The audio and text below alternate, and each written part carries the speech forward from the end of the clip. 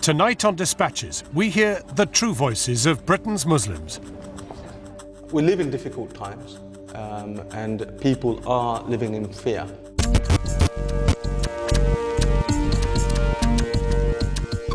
We reveal how Muslim integration in Britain has come to a standstill. I only hear what Allah and His Messenger say. Can't you get that through your thick skull?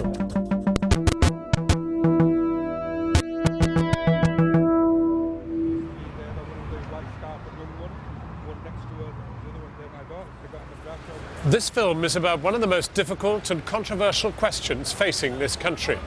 To what extent do British Muslims represent a threat to this country and its values?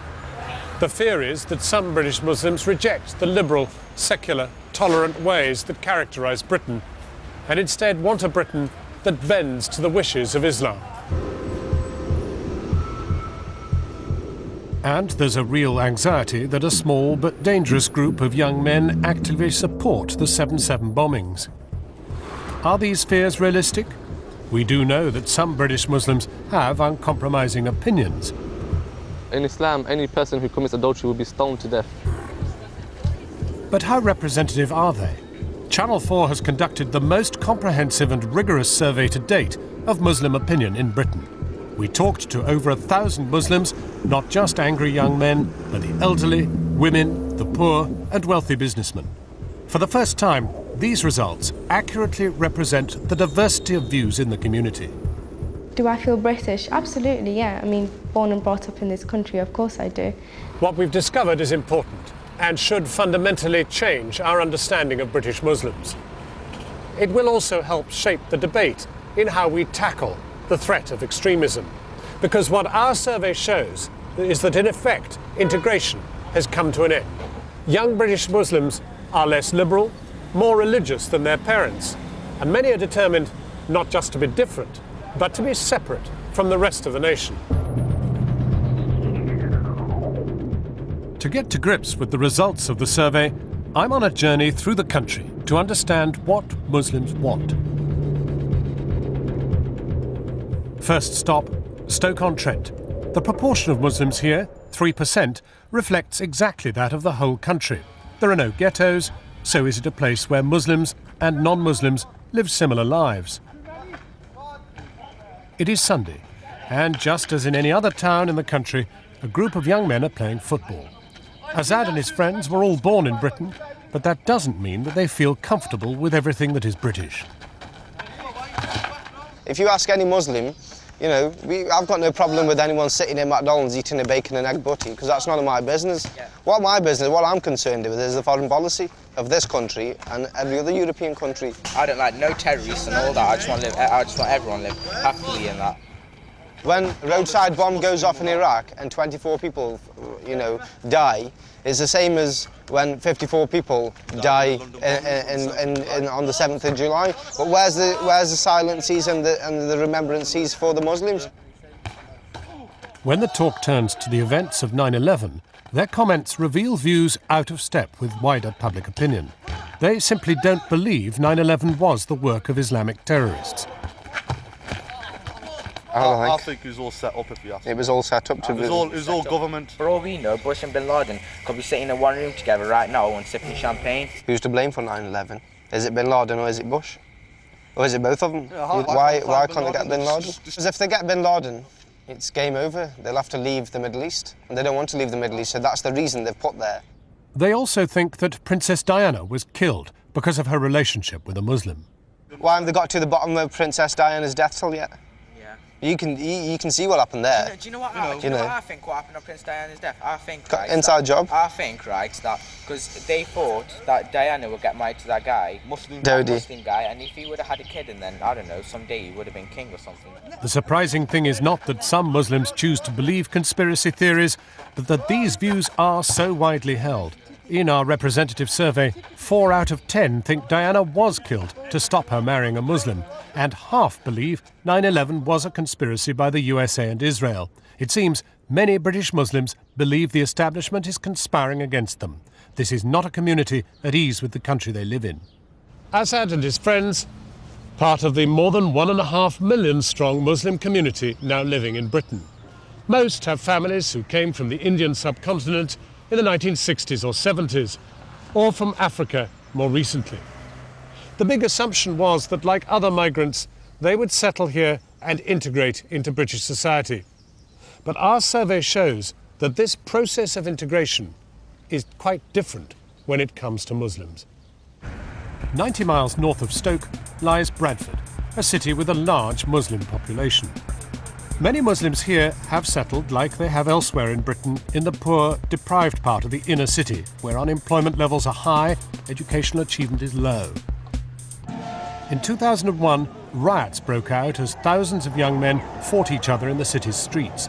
The official report into those riots said that the main cause of the disturbances was the fact that Muslims and non-Muslims lived parallel and separate lives. These northern towns symbolize a kind of culture clash in which Muslims are seen in some way to be isolated, insular, separatist.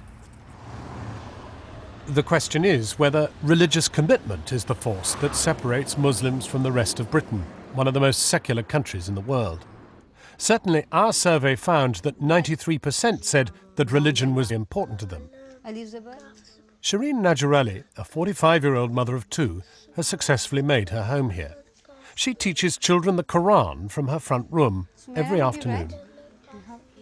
So when you're reading it, it stays alif zabar a. All you have to say is a. Okay? All right. Try it again. Good. Very good. Who hasn't read? Islam is central to Shireen's life. I do whatever has to be done, wherever you are in the world. You have to do these things. If you are a Muslim... You will bring up your daughters to be... Like me? Yeah. They'll wake up at 3 o'clock in the morning and read the namaz and then go back to bed. They'll do that. They'll pray, they'll fast with me, you know, during Ramadan, and we'll read the Quran. No, this is it. Shireen doesn't wear her religion any more lightly at work. She has a full-time job at Bradford College and openly prays in her office. Do they see you here as very religious? Yes, I think they think I am religious. I pray, I read namaz, I read Quran, I fast, I give charity. Yeah, they see me pray. I've got my prayer mat, I've got my scarf, I pray here. It would be easy to assume that living in secular Britain could be a real problem for Shireen. Not so. And do you feel easy in Britain? I mean, do you feel easy in Bradford? Oh, yes. Yeah, I feel easy in Bradford. I've come here, I've lived here, I work, and I've integrated in the society. My friends have always been multicultural. I don't think if I want to be more religious, I would put my friends away. Even though my best friend is an English woman, I wouldn't put her away. She is my best friend, she is my best friend. She comes to my house, we go out together. So I think I have a place for these people and a place for my religion. And it turns out that the vast majority in our survey shared Shireen's attitude. Being in this country, we feel very British, but we also have to adapt to our religion because it's a way of faith, and religion is so important. It also gives you the identity of what you are as well. However, despite many feeling both British and Muslim, the survey revealed other views that were far less reassuring, particularly among those born and brought up here. The general assumption that as they grow up, second and third generations integrate more than their parents and elders did has to be re-examined.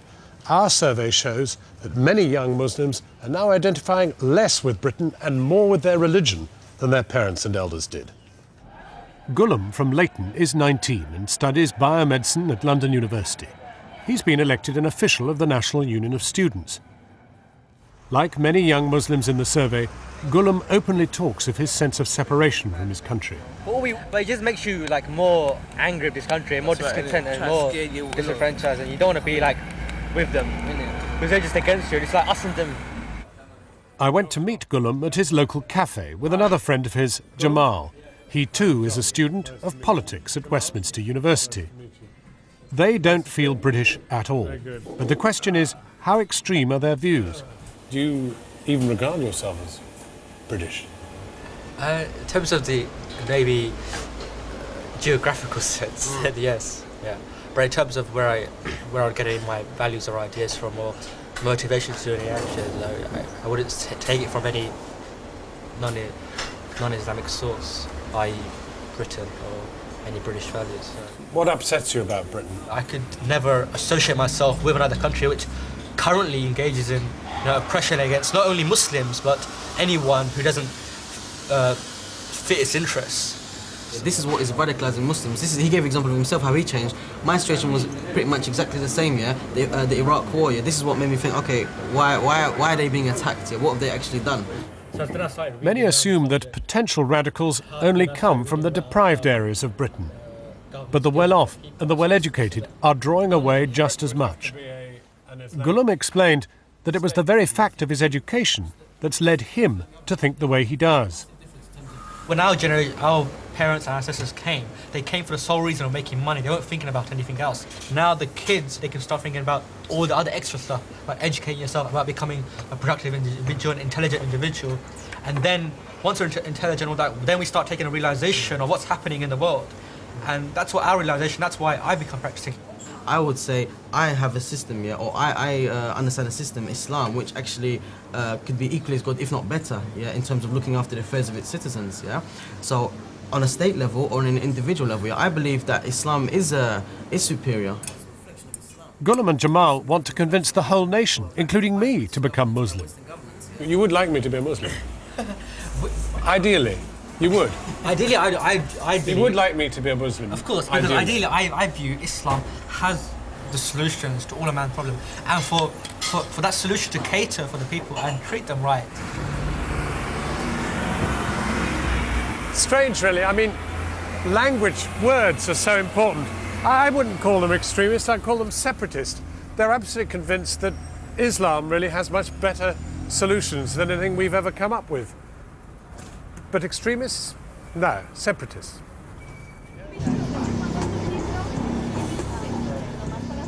But this sense of separatism could become a threat if it leads to sympathy for suicide bombings. In our representative survey, almost 1 in 4 said that the 7/7 bombings were justified in light of British support for the war on terror. And Muslims under the age of 24 were twice as likely to show this sympathy than those over 45. We also found that 8 out of the 1,000 polled consistently chose the most radical and extreme answer to every question. That is my identity. Abu Muwahid is a 23-year-old graphic designer from East London. He wasn't one of these, but when I met him in a park near his house, he did not condemn terrorist attacks. You can tell me now what you think about 7/7. The reason why they carried out those attacks was because of the foreign policy of Britain in Iraq. So what was the cause? The foreign policy. How to solve it? Remove the foreign policy, remove the British troops from Iraq. It's very simple. Well, that won't bring more than 50 people back from dead, will it? Neither will condemning it. Neither will making new laws. It doesn't make sense. If we want to stop the cycle of blood, what's happened has happened. If we want to stop it, we must look to the cause. Because violence is not just absolutely forbidden in Islam. It depends who the violence is directed to. Violence against a criminal in Islam is considered a praise duty, but violence against innocent people is forbidden. But those Muslims in the World Trade Center, if you just want to isolate them, they were not criminals. Well, again, we need to refer to the text. We need to see what they were doing in the World Trade Center, and if even our jobs, our occupation in Islam must be based upon a text. You mean if they had offended against Islam, it would be quite justifiable to throw a plane? You see, if a Muslim commits adultery, then he would be stoned to death. A Muslim. I'm talking about a Muslim here. So any adulterers in the World Trade Center, in your book, it's quite justified to kill them? No, they should not be killed in that way. There should be in Islam, any person who commits adultery will be stoned to death. Can you imagine yourself ever being driven to such extremes that you would consider taking up arms for Islam? No, I would not. Me personally, I would not strap bombs on my body, and I would not call others to do so.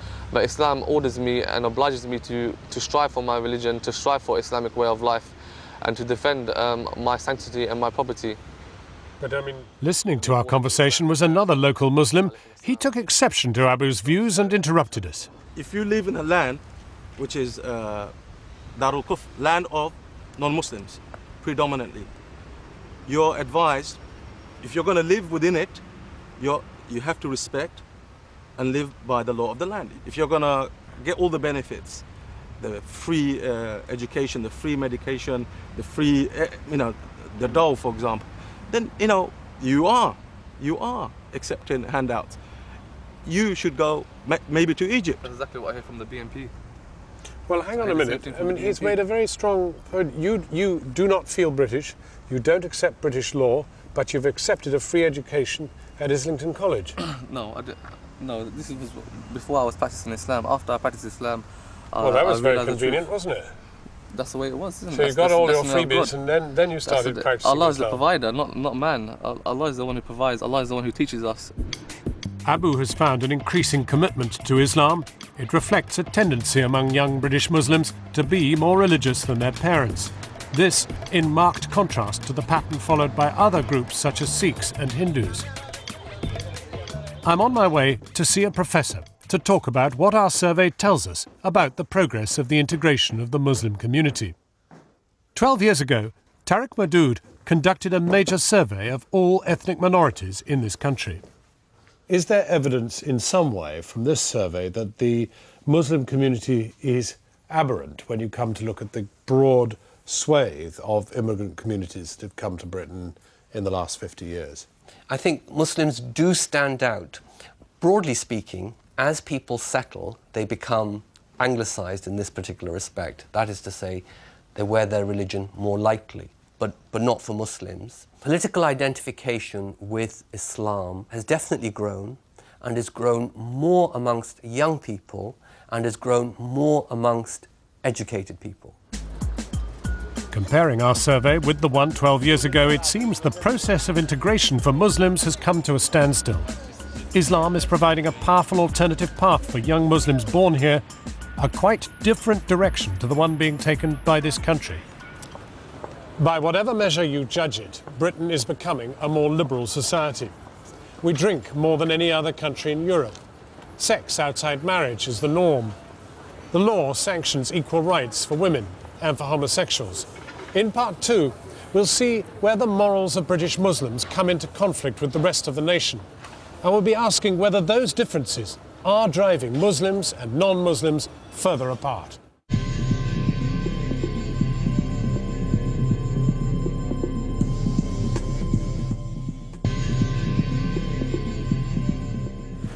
Do British Muslims have different values from the rest of the nation? Many British Muslims define themselves by their religion and are openly critical of the liberal morality that they see around them. But whilst British values and Muslim values may be different, are they really incompatible? Nothing symbolises the difference more than the veil. To some, it's a clear indication of the oppression of Muslim women. To compare the opinions of Muslims with those of Britain as a whole, we conducted a second survey of over 1,000 Britons, and we discovered that over half the British population think Muslim women are treated as second-class citizens. Rukia is a 24-year-old health worker in a hospital outside Manchester. When she was 21, she decided to wear the veil or niqab. It's a sign of her commitment to Islam. What do you say to those people who might think that the veil was a symbol somehow of oppression, that in fact you're denied liberation? I mean, stereotypes do come from reality as well. However, that is not the teaching of Islam. A lot of people have asked me in the past, did your parents force you? Are you married? Does your husband make you wear the niqab? None of which applies to me. It was a decision that I came to from my own desire to find out what it is to be a Muslim woman. But Rukia is aware that wearing the veil does make her stand out. But we live in a society here in which identity is paramount because of fear of terror. Do you feel easy wearing the veil in a society which is essentially unveiled? Where I have suffered from verbal abuse, which is very Islamophobic, I have had fleeting thoughts, well, because I am living in a society where this isn't the norm, that is why this is happening. But it seems that you're setting an extra hurdle which actually makes it difficult for people to communicate with you. Are you finding it difficult to speak with me? It's not that I'm scared or wary of who you are, it's that I actually long to see your face. Mm-hmm. But that is the purpose of the veil, that you shouldn't, which is why I wear it. But I won't visit any harm on you if I see your face.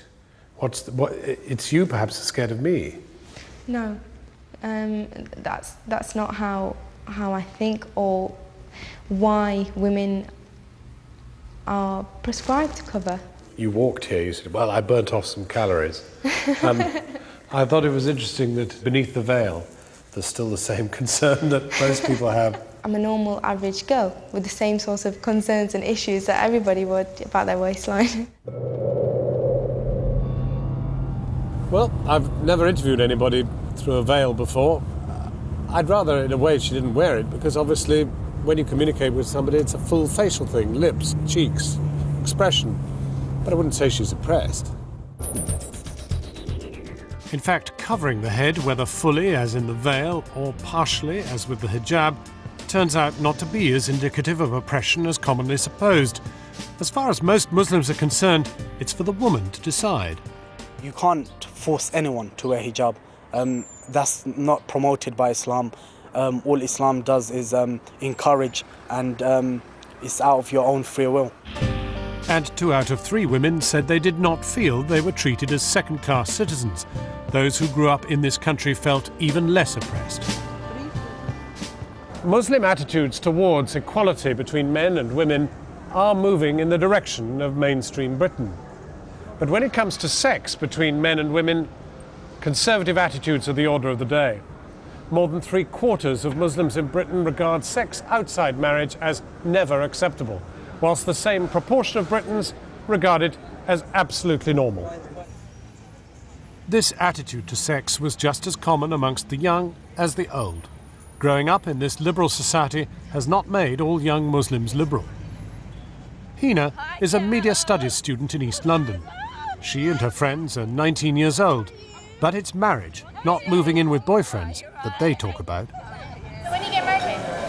I don't know, stop asking me that question! Because, why is everybody always asking me every day? Because you're the most... this is just causing... Yeah. Well, I'm the oldest, you're the oldest. We're career women, that's why. We've got careers. Yeah, we have careers. When it comes to marriage, the perception that young Muslims are forced to marry against their will is not the case.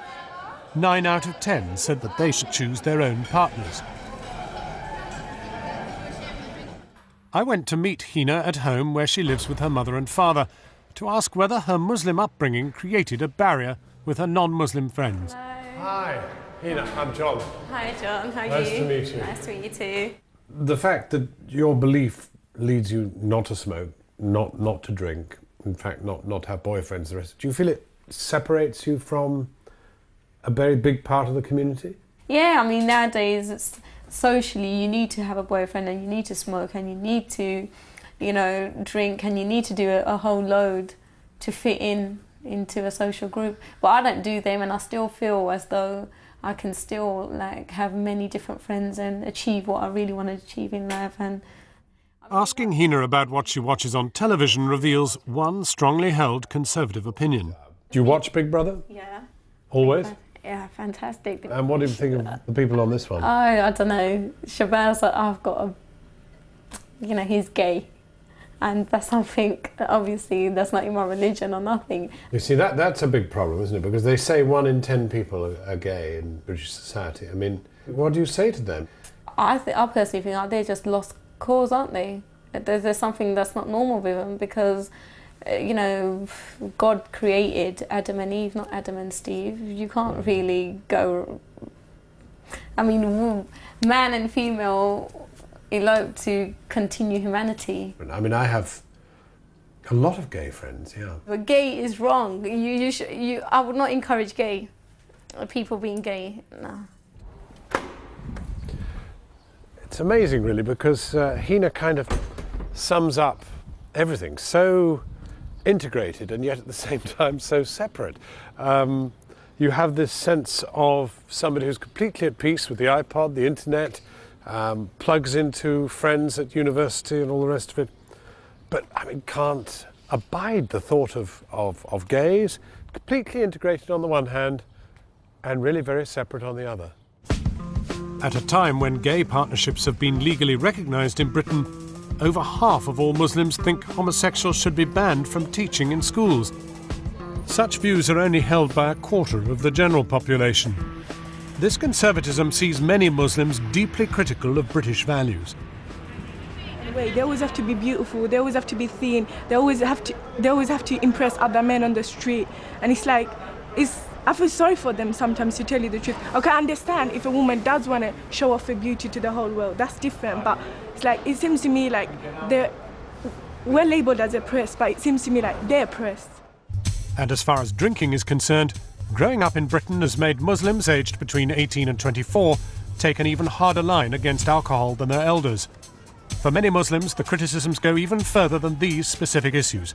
4 out of 10 say that they are offended by Britain's bad moral behaviour. This view is leading many Muslim families to change the way they're bringing up their children. Uzma and her husband Haroon Asif have 3 sons and live in Enfield. Uzma was born in Britain. She was brought up with British values. But Uzma's decided to reject the way she was raised. In fact, you've made a very interesting life journey, really, from quite a secular start. My father was very modern. He came to this country in the 1940s, and I think he thought he was just a white British person himself. You know, he wore the Harris tweed coat and the hat, and I think, you know, you grow up and you're just shown that this is the way people live, this is the best way, and there's no alternative. And I was very much sucked into that as well, so I integrated fully. It's only when I thought, well, no, actually, they have a lot of social problems. There are lots of complexities that we don't hear about. Haroon came over from Pakistan 8 years ago and shares Uzma's views. Were you shocked by what you found here, from a moral point of view? Yeah, certain things really shocked me, really, the way people use alcohol and the women dress and how women are treated here, really. I found that women were used more as a product to sell the products. They were like a business commodity here. Uzma and Haroon, in common with 2/3 of Muslims we questioned, think British parents allow their children too much freedom.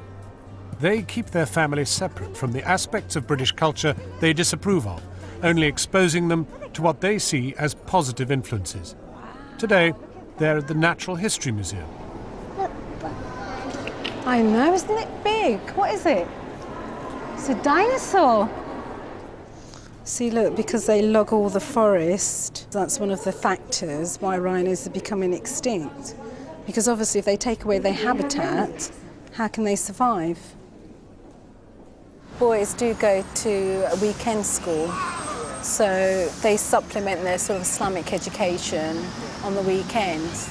It's like a very big part of my life because like on Saturdays and Sundays I go to Islamic school, and then like during the day we have to pray anyway, so it's like you just don't get out of your mind, so it's just imprinted there.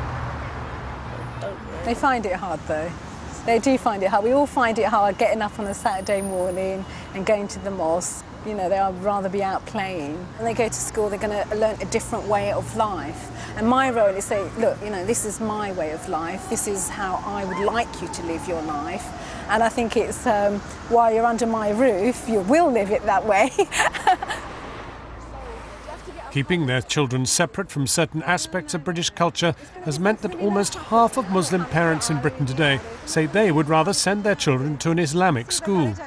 We were able to compare our findings with those of the last major survey in this area to get a real sense of what's happened to Muslim integration over the past 12 years. Is the Muslim community more alienated than when you looked in 1994? In the survey that we did in 1994, 24% of people said that they would send an 11-year-old child to a state-funded Muslim school.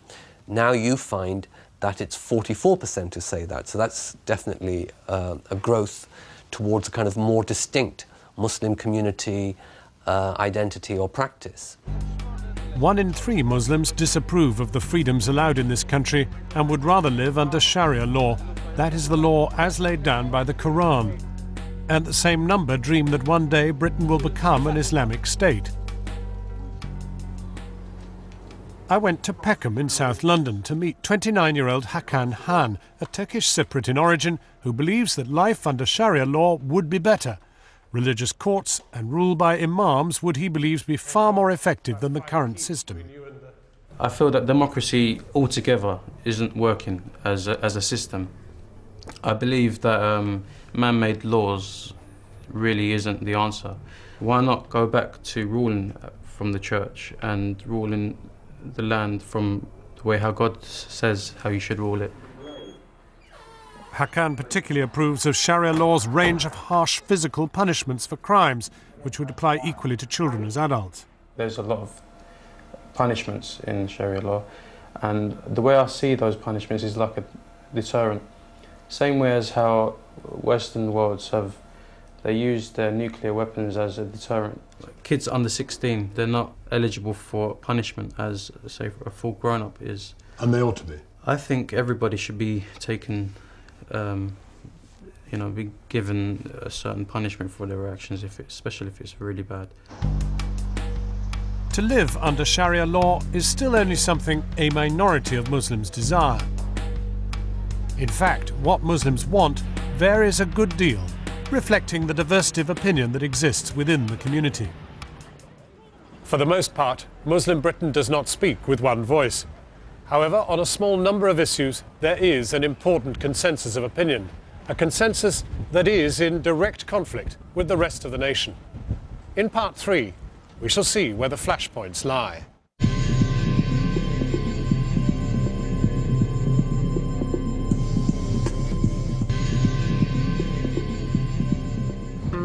Muslim Britain wants many different things, but there are some issues on which there is a striking consensus. Conflict will be the result when this consensus is opposed to the values of British democracy. And for a tiny number of radicals, these are conflicts to be settled through violent action. Finding a way to deal with these issues, therefore, is vital. If British society, if British politicians can't do deals with Muslims where there is a strong Muslim consensus, then we really do have a problem, because then moderate Muslims will be thrown back onto the radicals' agenda. One of the fundamental values that Britain holds dear is freedom of speech. But it's a value which Muslim Britain rejects. An overwhelming number of British Muslims believe that free speech must have its limits, that no one should be allowed to insult their religion. These tensions came to a head when the Danish cartoons depicting the Prophet Muhammad with a bomb on his turban were circulated all over the world.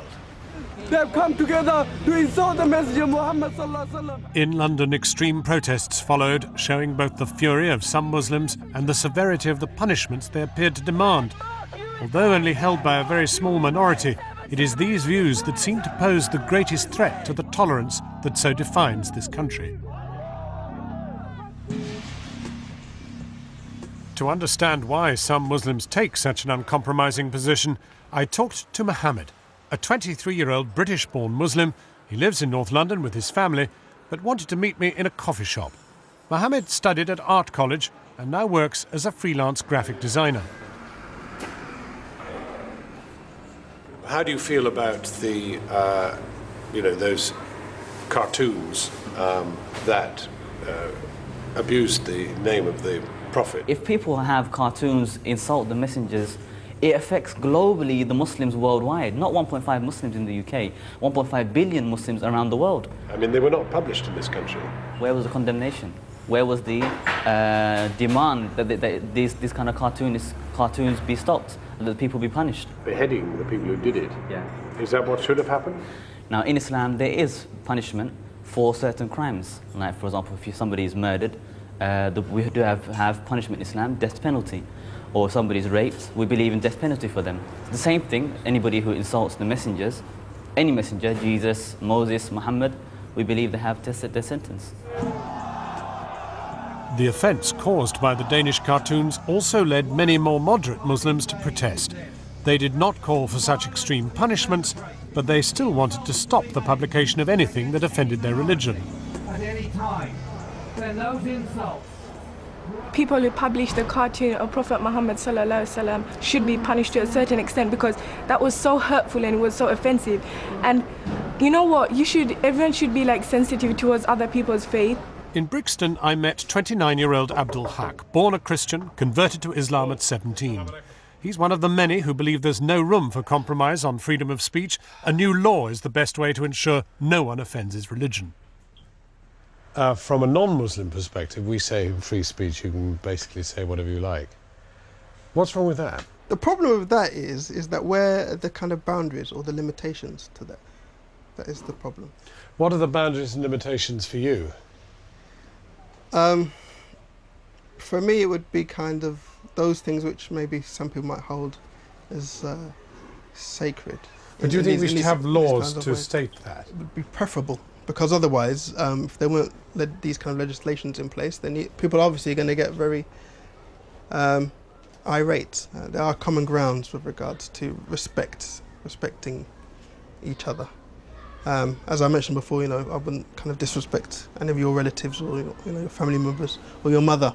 So how do you stop people coming out onto the streets with placards saying, behead these people who abuse the name and image of the Prophet? Even though we find that repulsive, behead those who insult Islam, at the same time, it's equally repulsive. I mean, that which sparked off in the first place, it was equally repulsive, if not even more so.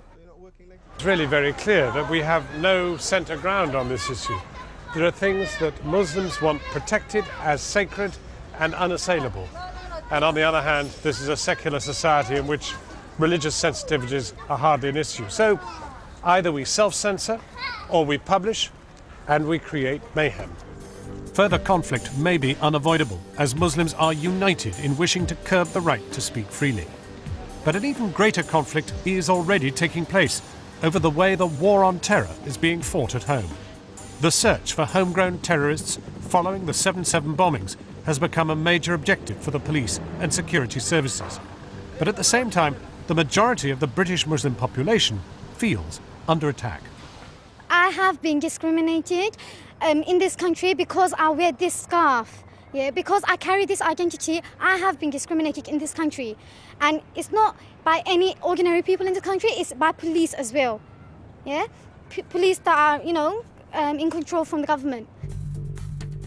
And 4 out of 10 of all Muslims surveyed say the police stop and search too many Muslims. The danger is, with Muslims increasingly opposed to the actions of the police, the task of finding terrorists could be seriously undermined. Events such as the flawed raid on a Muslim home in Forest Gate make matters still worse. This is the first time I've been on a demonstration like this. I really feel strongly about it, so that's why I come out. I brought my children along so they learn when something is not right, that they come out and protest. It's clear that police actions are alienating the Muslim community, but the police need Muslims to be on their side to gather better intelligence. At the moment, Muslims are still on side. 8 out of 10 that we questioned said that someone who knew of a terrorist act and did not report it would be to blame. And half believe as much as the terrorists themselves. But if this number drops, it will become even harder for the police to stop further attacks. Abu Mumin lives in Forest Gate and works at a Muslim youth centre.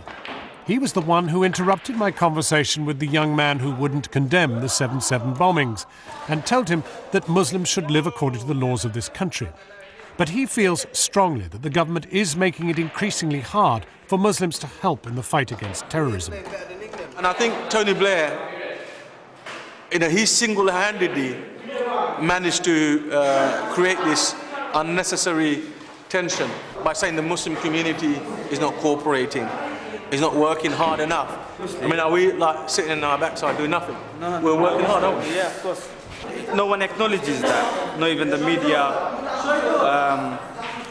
community leaders.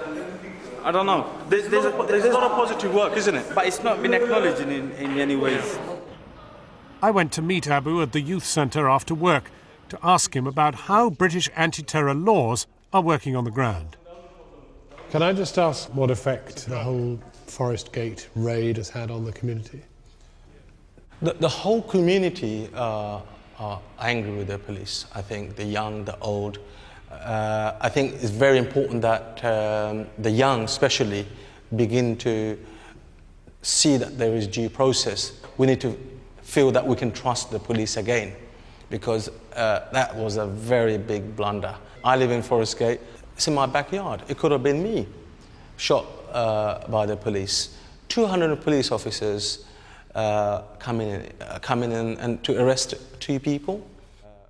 But Abu was clear that terrorism does have to be tackled and that the community needs to get behind the police. There will be many in the community who never had much faith in the police to begin with. Why does it now matter so much if whatever the confidence they did have evaporates? If there are criminals in our community, then they need to be flushed out. They need to be dealt with. We live in difficult times, and people are living in fear. And what the politicians mustn't do, the police mustn't do, is add fuel to the fire. Muslims are taking to the streets on everything from freedom of speech to the war on terror. The fear is that if Muslims think no one is listening to them, the point will come where some will feel protesting is no longer enough. But our survey shows that a vast majority of Muslims already say that no one body speaks on their behalf. I think everyone should speak out. Every Muslim should speak out when they've got something to say. Because at the moment, there isn't anyone really there to represent us, and that's what we need. I went to Bolton to meet 2 brothers, Zulfi Bukhari, a marketing manager, and his brother Ashgar, a 35-year-old business consultant. They have set up the Muslim Public Affairs Committee UK. MPAC were holding a meeting to recruit new members. Their aim? To try to stop the anger of young Muslims turning into violence. They want Muslims to engage in the democratic process. What happened last July? That was Muslims setting the agenda, wasn't it? But did they represent you? That's shocking, isn't it? Someone set the agenda again for 1.8 million Muslims in this country and 1 billion outside. And we had no say in it. If we don't like what's going on, guess what? We can change it. It's not going to be easy, but life ain't easy, tough, live with it. Who currently in the UK represent Muslims? Is it MAB, MPAC, Nassim Hamid, Amir Khan, Danny Williams? Who? Who represents us? Is it our mosque leaders? It doesn't matter. Whichever one of those examples I've picked, Muslims are not being represented. Ashgar's organisation has made a point of targeting the traditional Muslim leadership for failing to speak up. We say that every single Muslim institution and every single Muslim leader is negligent in tackling terrorism. Why should another 50 people have to die? Why should the Muslims have to suffer a backlash? All because those pathetic Muslim leaders have not lifted a single finger. If MPAC had its way, these mafia goons in our mosque would have an open day once a month and invite every single non-Muslim into the mosque for a meal. Not to convert them, but to say, what do you fear about Muslims? What don't you understand? Do you think we're all terrorists? Is that what you think, we're all dodgy? Ask me and let me explain it to you. But you're also saying if your arguments fail, eventually people will have to take up arms. We're not advocating that they do, but the proof is that they have. Look at 7/7. Look at 911. Ashgar clearly believes that the failure of the traditional Muslim leadership to speak out on behalf of angry young Muslims could lead to some taking violent action. But this would only ever be a minority. The real danger is that as young Muslims separate themselves from Britain, their understanding for such acts will grow. I ended my journey back in Stoke and met up with Azad Yassin, a taxi driver. His life used to be the same as many other taxi drivers in this Midlands town, but today it's completely different, and the speed of that transformation captures just how quickly the Muslim community is changing. Less than 6 months ago, Azad spent most of his time with non-Muslim friends, who even gave him a new first name, a Christian name.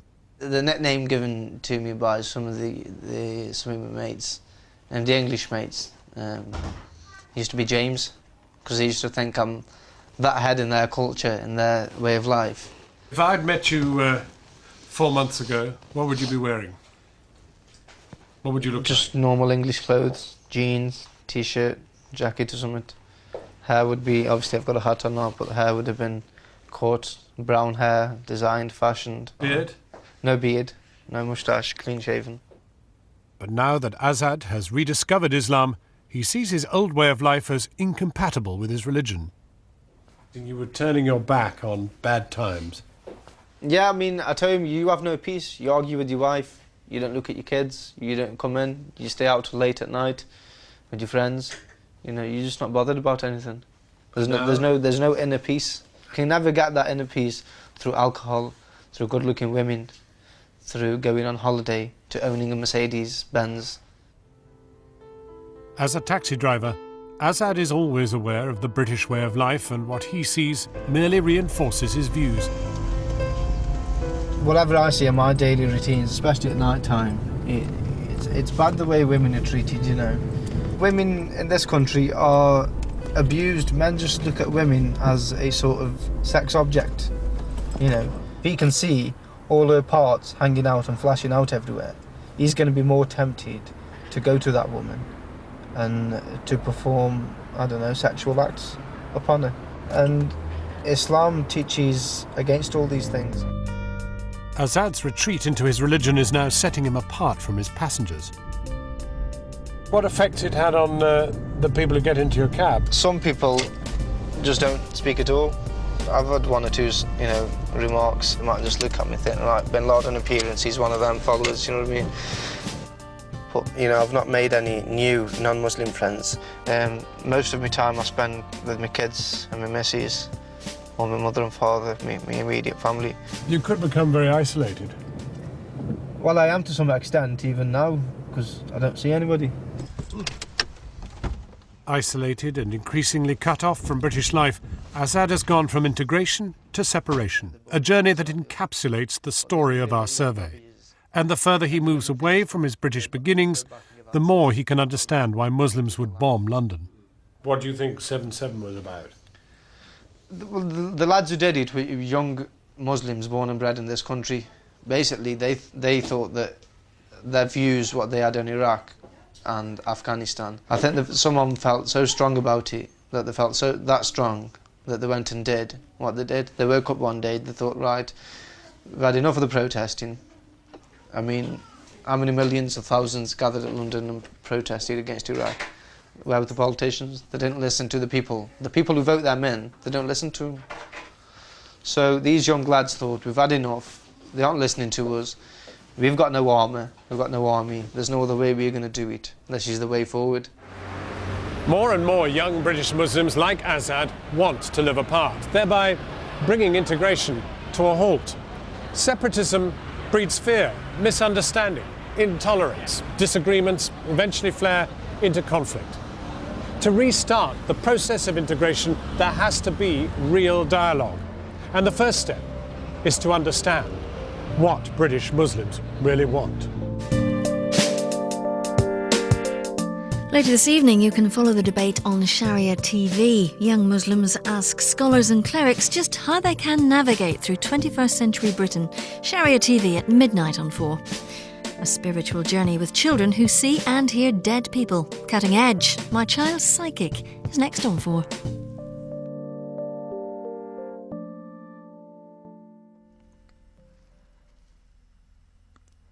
To download a podcast debate on young Muslims and to take the survey featured in this programme yourself, log on to channel4.com/dispatches.